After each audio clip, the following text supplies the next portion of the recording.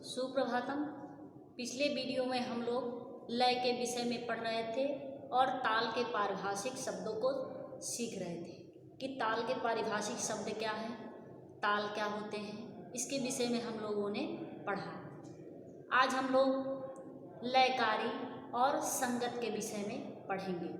संगत का मतलब होता है किसी वादन या गायन के साथ बैठकर उसके साथ सामंजस्य बना करके ताल के साथ और लय के साथ किसी भी गीत या वाद्य यंत्र को प्रस्तुत किया जाता है, उसे ही संगत कहते हैं। लेकिन संगत का अर्थ है छंद के वास्तविक। संगत का अर्थ है कि छंद के वास्तविक स्वरूप का दिग्दर्शन कराना। जो शब्द गायक के मुख से निकल रहे हैं उन्हीं के उपरांत उपर्युक्त बोल ताल यंत्र निकाल कर गायन के साथ सुसज्जित करना ही उच्च कोट का संगत कहलाता है।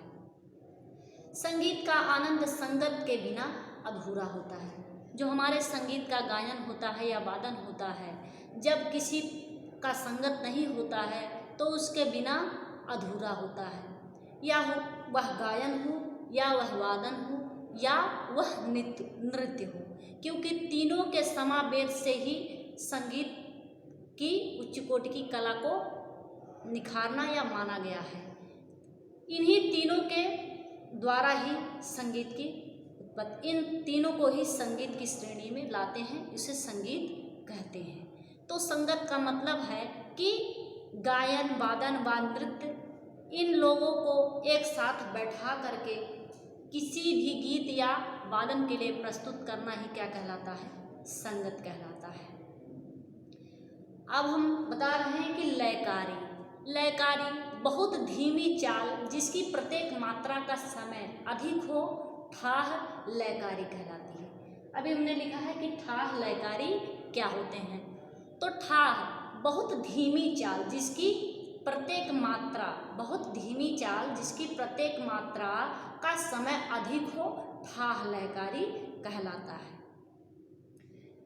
अब संगत, इसलिए हमने यहाँ ब्लैक बोर्ड पर लिख दिया है कि संगत। संगत का अर्थ है छंद। छंद मतलब बधा हुआ कोई गीत हो या कोई कविता हो, इसको क्या कहते हैं? छंद। संगत का अर्थ है छंद के वास्तविक स्वरूप, जो उसका वास्तविक स्वरूप होता है उसके साथ दिग्दर्शन करना।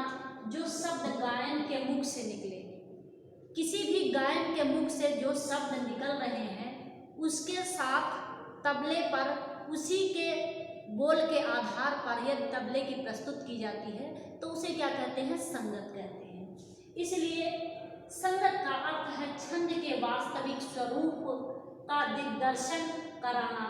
जो शब्द गायक के मुख से निकल रहे हैं उन्हीं के उपर्युक्त बोल ताल यंत्र में निकालकर, जैसे कोई गायन, किसी भी गायन की प्रस्तुति कर रहा है और जो शब्द उसके मुख से निकल रहे हैं उसी शब्दों को ताल यंत्र में मिलाकर निकालना ही क्या कहलाता है?